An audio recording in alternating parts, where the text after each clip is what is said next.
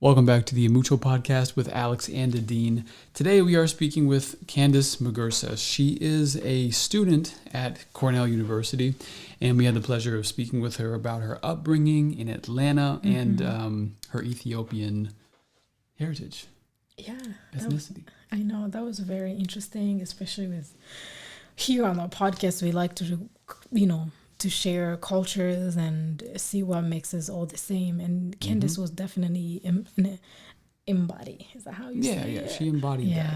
And it's really interesting hearing from young people, on how they view the world and, and their place in it. So we're excited for you all to listen to this episode. Absolutely. Yeah, we'll talk to you after.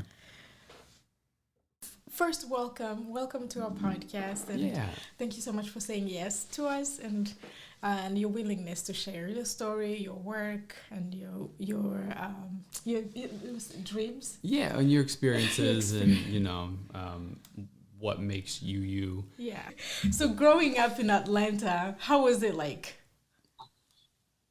I think what makes it really, I didn't think it was really all that significant. You know, when you're growing up, like the only thing that you really know is what you're around. So I didn't really realize what made Atlanta different until I came here. And that's when being from Atlanta became a big part of my identity. Yeah. But like, for one, definitely like what you mentioned, like Atlanta being like the mecca of Black professionalism and like just having a lot of people and you're surrounded around you that are like role models for you that are also Black.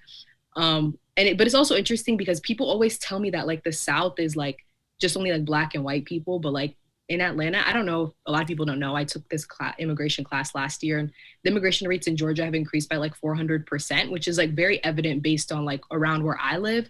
My Stone Mountain is like 80% Black, so Stone Mountain is pretty Black, but like if you go to the other surrounding suburbs, like where I went to school wasn't in my school district. I went to private school on scholarship, so different experience, but over there were a lot of Korean students, a lot of Vietnamese students, a lot of Mexican students. Like I grew up around a lot of different types of people, which I'm like really happy about because that helped my experience at Cornell being easier. Right. But I feel like people sleeping on Georgia, like Georgia has a really diverse population. And I'm expecting in the next like 20 years, Atlanta's going to be huge. Mm-hmm. Huge. Yeah. I think so too, because a lot of businesses are moving there. Yeah, I was gonna say, with the film industry as well, like, because kind of what we engage in more often than not, it's crazy, like the amount of growth, with the film industry in Atlanta. You hear all the stories and this and that, and still a lot of people come out to LA for the same thing, which is what I did. But Atlanta, it seems like it's gonna be that place very soon, like sooner rather than later. But was it shocking for you in your high school, in your private school, because you're growing up in a population where you're pretty much the majority in the city, not in the whole country, but in that city, which helps boost your confidence, I would think. And then you go to the high school. How was your experience there? I would say that was like the most terrifying experience of my childhood. I was like crying, screaming. I went in 7th grade, so I was younger, but like my school district is like stereotypically like not a good school district. I don't think I would have turned out much differently going to the private school versus the public school. That's a different conversation, but I didn't want to go at all. There were maybe like 3 or 4 white kids in my whole like elementary school, and I had never like really spoken to white people before going to Killian Hill, and that school was really white at the time. By the time I graduated, it was ranked like top 5 most diverse private schools in Georgia. So it changed drastically, but the school was still marketing towards like white students, white Southern Baptist students mostly, because all of our teachers were white, all of our administrators were white. It was very clear they didn't know how to talk to Black or Asian students, which was weird because we had a bunch of international students, and that just left discussion for nonsense a lot of the times. But it was definitely very strange. And I think it's funny, like that you mentioned that you have so much confidence. Like I definitely felt that transition going from like public school to private school, having my confidence like shattered when I was really young, but I didn't really realize that. Like I just remember feeling like I wasn't good at school, like similar to what I felt at Cornell, but I was 11 or 12, so I didn't process it like similarly, of course. Yeah, that's tough. It's a tough thing to grapple with, especially when you're that young. You don't really know what's going on or how to handle it, how to sort of engage with it intellectually. It's also, people think it's like supposed to be a fantastic. I'm thankful for the things that my mom did for me to get into that school. Like it was a lot of work to find a school that she felt was good enough or whatever. Like, and I'm happy and thankful for that. But it's also weird because people tell you that you're supposed to be like so thankful to be able to have that opportunity. And like, especially at my school, they had all the kids who were like on scholarship, like go to these dinners and write thank you notes and stuff. But also like nobody at school knew who was on scholarship and who wasn't. I know for a fact that I didn't tell anybody. I never said anything until I graduated, and I was like, whatever, it doesn't bother me anymore. Yeah. But that was the strange part. I didn't feel particularly like super excited about it, but I was supposed to be. Oh, that's very. So how did you navigate your life there? Like, how did you navigate it and be able to perform well, and experiencing all these other things outside of classrooms? How you know, what were the tools you used? Yeah, I was definitely there more than 4 years. I was there for half of middle school, so I had a lot of time to figure it out. I would say, honestly, I didn't really focus that much on making friends at first. I was more pressed about school. I was always like a little adult. I don't even remember being pressed about making friends or like things that people normally would be pressed about. So I was just stressed because we had, like, for example, my school had a handwriting class, and I had never written in cursive before going to private school, and you got a real grade in handwriting. I found out later on it didn't count for your report card, but I got a B+ in handwriting because I didn't know how to write in cursive. And I just remember so vividly, that was one of the biggest memories I have from like 7th grade. I went home, I showed my mom my report card, and I was like, this is ridiculous. I don't know how to write in cursive. And my cursive is good if you look at it now. And last time I wrote in cursive was years ago, but she was really tough. And anyway, clearly I'm still kind of pressed about it. But I remember even being worried about that. I just would go home, I would study. I had a much better work ethic as a kid. That's incredible. So, but in terms of friends, I don't even remember what that was like. Do you think your community growing up kind of led you to have the work ethic that you had? I mean, you say you had more work ethic then than you do perhaps now, but I mean, even still, I was the opposite. I was, very, little concerned with grades and all that. Very concerned with sports, very concerned with my social status as a 13-year-old boy, But I mean, where do you think that came from? Well, for one, my work ethic has changed in the sense I have a better relationship with work, so I don't overwhelm myself as much.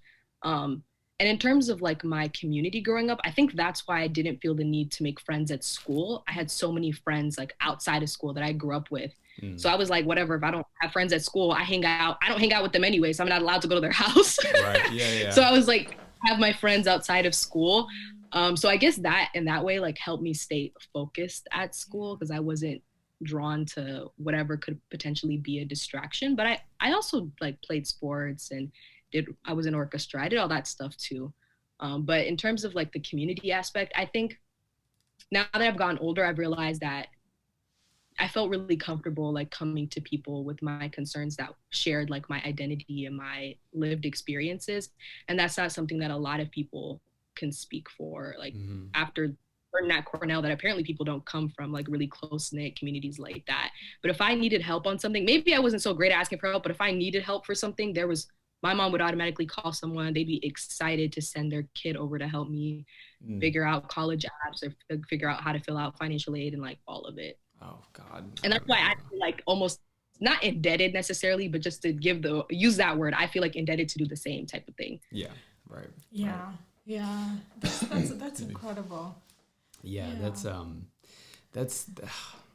trying to think, 'cause that's stuff that my own parents, my own mother would try to instill in my brother and me.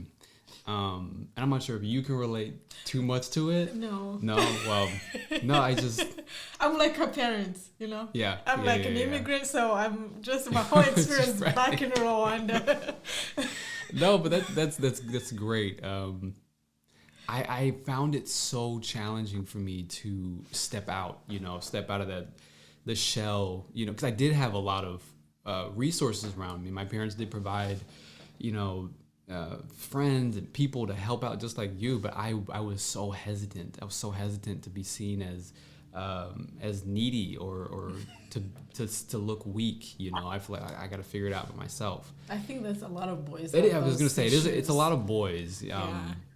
But it's a special thing that it takes stepping outside of your own ego or maybe your own insecurities. Yeah. So hearing you say that, you know, I'm like, dang, man, I guess I had some work to do.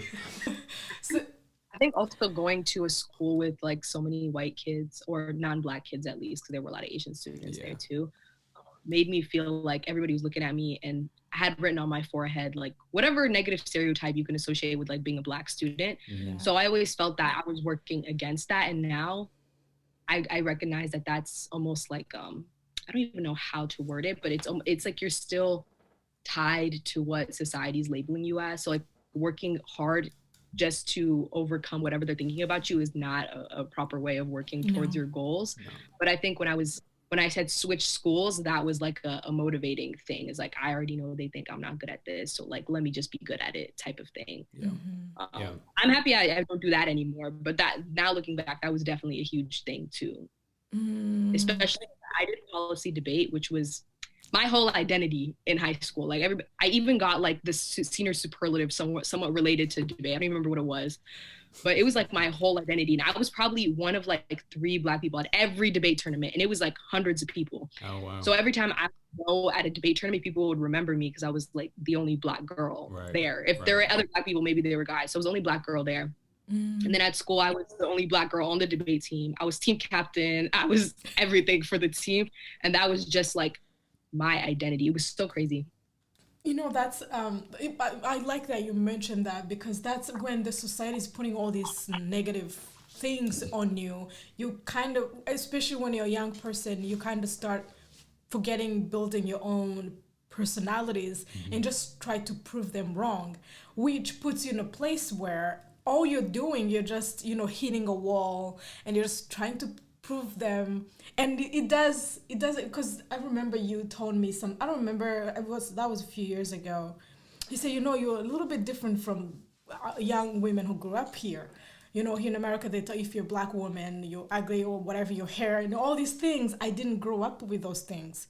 So when I came, I was older. I was 23, which means I had already formed my personalities. And when it came to me, it didn't become a problem. It was like you're wrong, because it didn't affect me as much as someone who've been experiencing it since they were little kids, you know. So as you're saying it now, I'm like, you know, understanding it more than I did. Yeah, a huge disconnect I had with my family, like. My mom is, I'm sure you guys have already heard like the tension that exists with like a lot of African immigrants and Black Americans. My mom is not like that at all, thank God. We also live in a whole Black neighborhood. She can't even be like that if she wanted to. But my dad's side of the family, I remember when my uncle, I used to go to my aunt's house to do my hair. My uncle would be there and he would always tell me like, don't have any Black friends. If you want to have if you want to be successful, you need to befriend white people. And I was so upset because at that time I didn't know any white people. Obviously too, I felt like I was Black. I didn't even know what he was talking about. I just remember I was like crying and he was just like, what's wrong with you? Like just really being aggressive for no reason. Yeah. And although my mom is like more understanding in that regard, she doesn't understand when I talk about like beauty standards or like how when I was a kid, I wanted to have like straight hair or blonde hair, or how I wanted to be lighter. And like all my friends, we sit and kiki about it because we all did the same thing as kids, didn't realize how sad that was. But I tell my mom, she was like, she literally told me like, I don't know why you'd want to be white. Like she was like, Black people are beautiful. Like, I don't know where you're getting that from. I was like, I know that now. Yeah, she didn't get it. Yeah. I was delusional and it's also strange to me because when I speak to other like children of like African immigrants, it's different depending on like which African country. I don't know if some of it's related to the fact that Ethiopia was never like colonized. So, but I mean, I'm sure that white imperialism and white supremacy affects Ethiopia adjacently or directly in so many other ways. But I don't know if that has something to do with it, because when I speak to other people, their parents have like different opinions about different things. So yeah, it's interesting. Yeah, I think I think in other sides of Africa as well, it's here the whitewash. It came through the slavery, came through the colonialism. The white superiority is, I think, it's a global issue pretty much. Yeah. Because now, just like Black people, you go to Asia, if you have a lighter skin, you're supposed to be in the elite class, so you're supposed to be rich. And if you have dark skin Asian, if you're Japanese or Korean or whatever, or Chinese, and you have dark skin, you're supposed to be a farmer. You know, like mentally for them too, they think as the lighter you are, you know. Yeah, that mindset has been a global, yeah, dominated globally, and you can see it even subtly in places like that, right? Like a lot of people won't come up to your face and, you know, spit on you, whatever, you know, but it comes out in how they treat you and how they look at you and how they talk to other people about you. And yeah, I can't really imagine. I talk to Dydine all the time about, you know, your background and what it was like to grow up in a majority, and I'm sure you can experience that, or you experience that to a certain degree. But I never really like owned my own blackness until I was probably like 11 or 12. I grew up in a very white neighborhood in North Dallas, and I went to majority white public schools all the way from like pre-K through, you know, 12th grade. And it was a major identity crisis, you know, because I'm surrounded by all these white kids that tell me, you know, to act like this. I'm not black enough because I don't do this and that they see on wherever. And then it also comes from the other side, the other black kids. They'd be like, well, you're not black enough because you're not like us. You know what I mean? So it's this weird dynamic that really lends some confusion to forming your own identity when you're in that exploratory stage of your life, you know? Yeah. And it's really fascinating looking at that and where it comes from. Yeah. I feel like that was like blown up in college. I feel like because I had experienced that, like being black enough, like that turmoil, like early on, because I had switched environments. Like I came to college and I was already ready for that conversation and that argument. But oh my gosh, like freshman, I lived in Uj, like the black freshman dorm. Honestly, I feel like my freshman year was kind of like a combination of Grownish and Dear White People. I don't know if you've watched either of those shows, but like in Dear White People, they have the black dorm, and there's like the people who are just like super invested in black life at the schools. Like that's how it was my freshman year.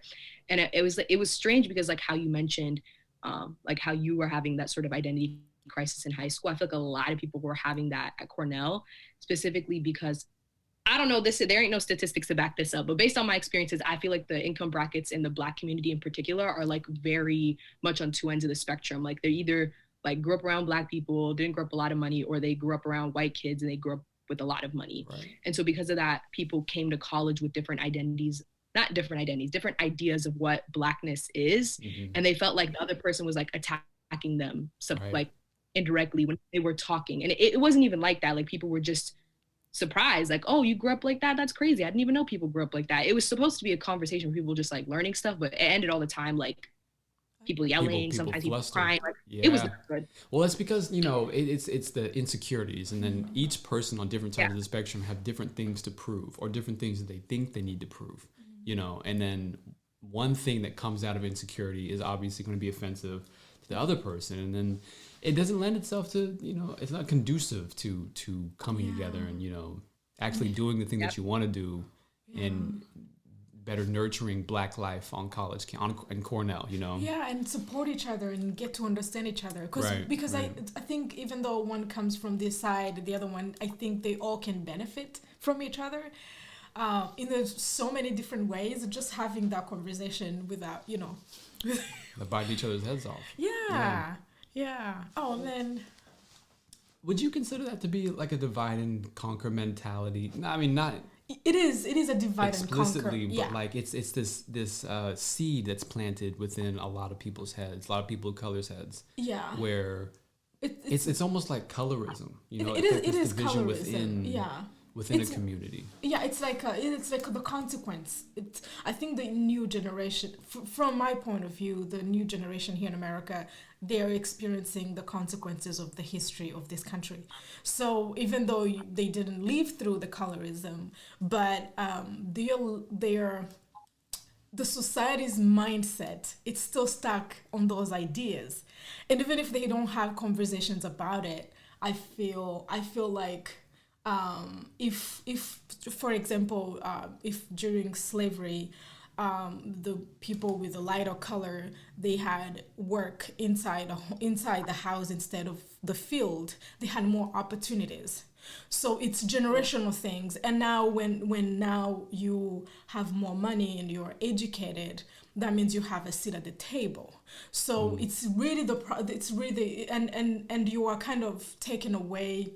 It's kind of like you're privileged in a way, but you can use that privilege to also uplift the other people instead of using it against your own people, because then you're playing into the divide and conquer system, without even noticing it, I think. Yeah, no, I don't know, that's, I'm that's, just no, that makes sense to me. I'm sure it can't. No, I think that makes sense. Like you mentioned, a lot of it was just people projecting their insecurities and like not feeling quote unquote Black enough because they didn't have a certain lived experience. And I think once people have come to terms with themselves and like, have that confidence, they would share the same opinion that you just shared. Right. I've already seen that a lot with people that like I used to have those conversations with freshman year, and how much they've changed like over the span of 3 years. Yeah. What were you majoring in? Oh, I feel like we always say that in our little spiel, so I forgot that I hadn't mentioned that. No. I'm a analysis and management major. Nobody knows what that is, so I'm used to explaining what it is. But Please. It's essentially like a combination of economics, government, and statistics. So instead of like a traditional poli-sci or gov track, I wanted something with more like quantitative analysis. So that's why I went with policy analysis and management. Oh man. You're probably wondering, what does she want to do with this degree? I'm so used to explaining all of these things. No, please go ahead. Yeah. Go ahead. Yeah, I'm interested in going to law school in the future, hopefully working as like a medical malpractice or health policy lawyer. Don't really know exactly. Obviously, I'm not really too pressed about it. Yeah. Going to law school is why you're supposed to figure that out. Definitely want to take a couple years in between. We don't know exactly what we're doing then, but I'm open-minded to a lot of different things. And that's what I like about my major too. I feel like I'm leaving with a lot of like tangible skills I can say I have. Yeah. So I'm excited about it. I forgot to reference the reason why I want to work as a medical malpractice lawyer is I want to work like in policy, but like down the road, like 45, like then I'll be working in government. But I want to work as a lawyer first, because they say working as a lawyer makes you like really good at that type of stuff too. So yeah, because you have kids back home that you help, right? Yeah, some of which like tied to the Ethiopian Community Center. And then I also grew up like at the same church. Like I was baptized there. Just for reference, I was raised Ethiopian Orthodox. So I was baptized there, and like we all kind of grew up together. So like we have a very close-knit church community as well. And I think the world needs to see more of people like you. The world needs to see that it's really not about the color of your skin that makes you a human being. It's all in the inside. And the more people, the more how do you say? The more people see it, the more people. Yeah, the more see it, we start looking at each other as just human beings and break those cycles of hatred and stuff like that. Yeah. Because if we keep isolating ourselves, then we stay in that bubble of where. Yeah. Yeah. Well, no, I agree, but the thought just came up. Is that any work that you do, regardless of where it is, if it's work that allows you to create any sort of change, whether it's micro or macro, I think if you have the mindset or try to adopt the mindset that you are, no pressure, but you are like, you're building the foundation, for your ancestors, for those, or for what your ancestors gave you, you're continually building that up for those to come. Right. Or the people back home who are watching you or me or Dydine do what we do. And it's like, I don't know how far they're going to go, but at least they did this, and that. And they, you kind of take on like a role model type of role, which adds another layer of responsibility to it. But I think for a while anyway, we have a responsibility to do our best work with, what we are trying to do. Yeah. How has your perception and the way that you move through the world of academia, how has it changed through high school and into college? as much as you can articulate that. Yeah, I would say like I always really loved learning. I think my dad at a young age really instilled like a love for learning and a love for just like taking opportunity, because like his relationship with schooling was so insane. Just for reference, my dad's side of the family grew up in the like countryside of Ambo. Y'all don't know where that is, but it's countryside of Ethiopia. And my dad's, both his parents had passed when he was little, and his older sisters raised all 8 of her younger brothers. And she was the first woman to get this scholarship to go to school in Europe. And Emperor like Haile Selassie, he's a controversial person now, but he's the person that awarded her the scholarship, and she got to go to school in Europe. She got a scholarship to also go to America to go to grad school, but she went back to Ethiopia to raise her brothers. But basically, like, love for knowledge and stuff, like 100% comes from my dad's side of the family. They've always been like that and harping it on me. But I never thought of academia as something that could help me better understand myself until I came to college. And I know I said like, I'm so tired of like the research side of understanding race and class and college and all of it, but I didn't understand like what imposter syndrome was or like what that felt like until I started understanding like the statistics behind like how few first gen students there really were, or like how coming from a low income family like may affect your confidence and your ability to succeed in a class, in the same way with like being Black, and like all of these things were so unknown to me. And it was so almost comforting to see like, oh my gosh, like what I'm feeling is real. Like there are real life numbers and people who are doing research on these things. Yeah. And I think that had made like learning a whole different like exciting thing for me. And I always try to get my like younger cousins on it too, but they gotta just experience it for themselves. So that I just know how much serenity I felt by reading that, and I was like, oh my gosh, like this is so comforting to read. Like it's real, and I know that not everybody feels comfort in that way, but I feel like the way if I feel like I'm spiraling, I need something that grounds me and makes me feel like I'm not crazy, and that was what did it for me. Yeah, I mean it's a tangible evidence, right, into your identity or your existence, kind of. That's interesting. I never really thought about it like that. Yeah, I think it's important to know that you're not alone in whatever you're going through. Yeah, it's very comforting, I think, and especially when you're starting to understand your feelings, or understanding who you are, understanding life, and whatever the research you're doing is also helping you internally. That's that's success, like because you're gonna love life, you're gonna love whatever you're doing. Yeah. And what's the point of doing it if you don't love it? That's true. Yeah, that's true. Yeah, it's because that you don't have at all in high school. Like I didn't even know that like school was used for those types of things. Like I always thought of research as, something like for my AP physics project or my AP bio project. It was something that I only did for science and not for like social studies. Yeah. So that's why it was so crazy to me. And not every college student gets to have that experience. I am a policy major, so a lot of what I'm studying is around that type of stuff. So I feel bad for the people that don't get to do it, because it was a great experience for me. And like that, I even low-key considered getting a PhD at some point because I love research that much. So I don't know, maybe JD PhD loading. We don't know yet. That's okay. We're going to put that on the list. I was also able to like teach my mom a lot of stuff. That's something that our relationship has really turned into. Like, I feel like, once you get older, your parents kind of seek like almost like you as a parent, especially because she's a single mom. So she like talks to me about stuff and I'm like, okay.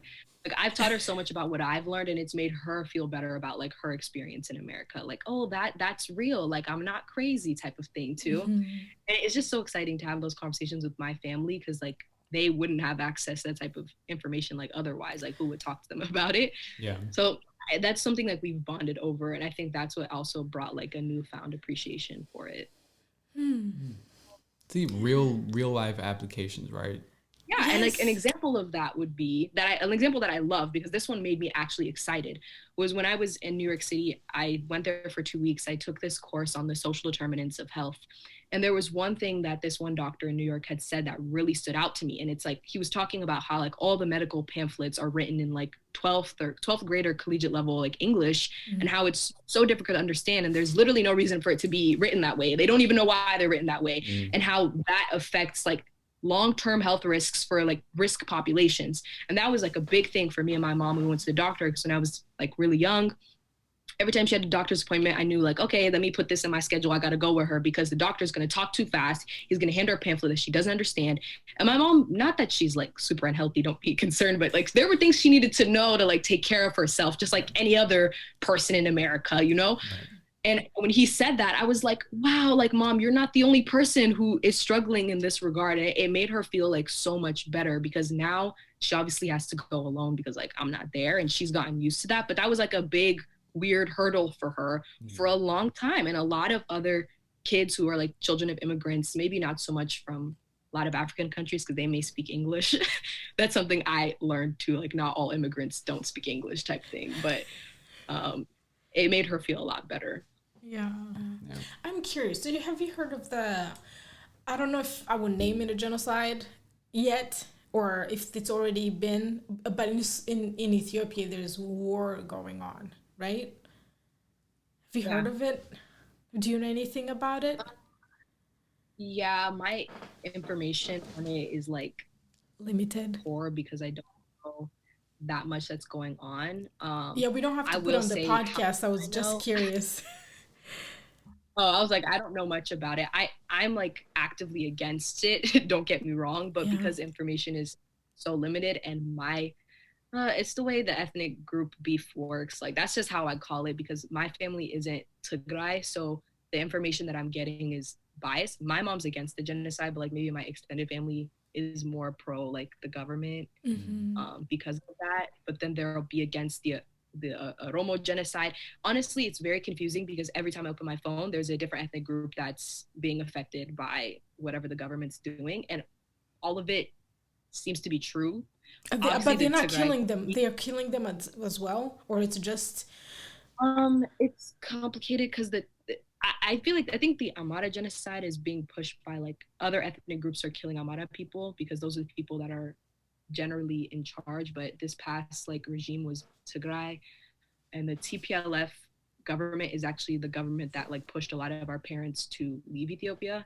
But the people that are being killed are civilians, not the people that did that. You get what I'm saying? So that's why there's a huge protest against the Tigray genocide. But in terms of like a detailed thing of what's going on, I don't know what news source is the truth. So I'm just like trying to get stuff from like friends and family, but I don't really know details, especially because they cut off lines of communication. That's what happens, especially when the government, that's how genocides literally take place. The genocide, the governments don't allow the right information to get out of the country, because it's prepared and planned and executed by the government. So it's kind of, they have control over everything else, and that's what was happening in Rwanda too. Nobody who was outside Rwanda understood what was happening.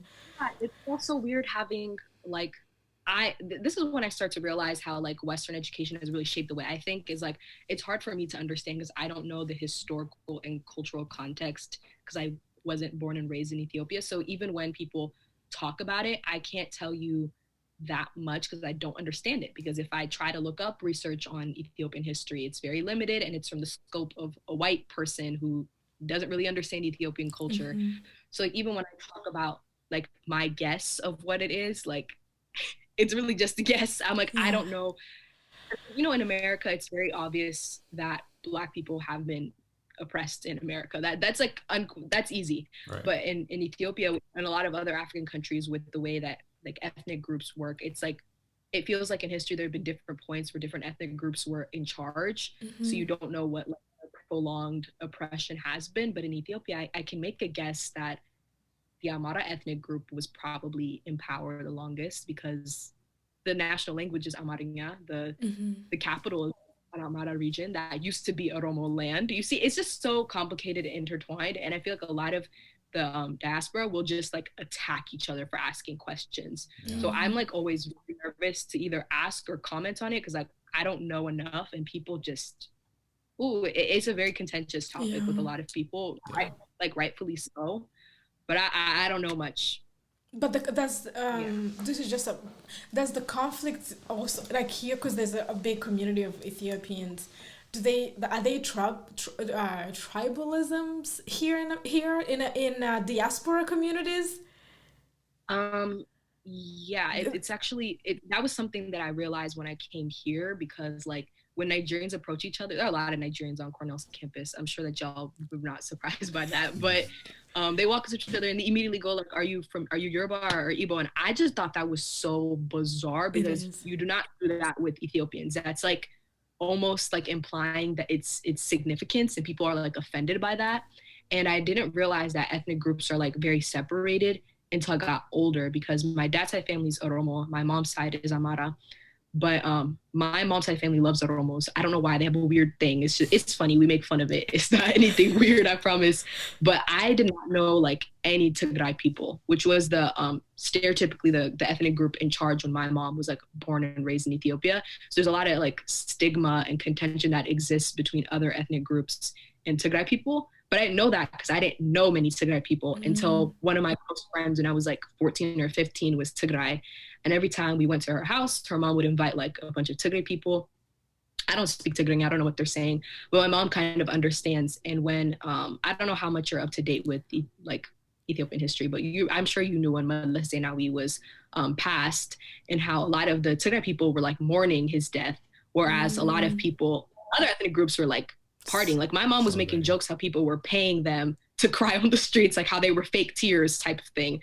And that's when I started to realize like, oh, maybe there's beef here. Like, yeah, it's really complicated. And I feel like that's how a lot of like children of immigrants feel when they talk about like stuff that happens back at home, because it's just like, I don't have the historical, cultural, or social context to really understand what it is. Yeah. And it makes you feel so disconnected. You're just like, I wish I could understand, but I literally can't. You already have enough here. Yeah, learn the history. You already have to learn how to be Black. That's enough. That's just get good at that, and then the history will come later. My uncle bought me a book on Ethiopian history, so I'm gonna start it. I started it yesterday, but I clearly haven't learned much because I just started it. But I'm going to finish it soon, because this is getting sad. I have to be able to teach my kids something. You will. You still have enough time. You will. It'll all come in due time. You'll have space in another part of your life where you're able to be more receptive and absorb that information, and then become the Ethiopian historian that I'm sure you will be. What message would you like to share to other young people working to make significant change, or any sort of change around them? What would you tell these people or encourage them to do?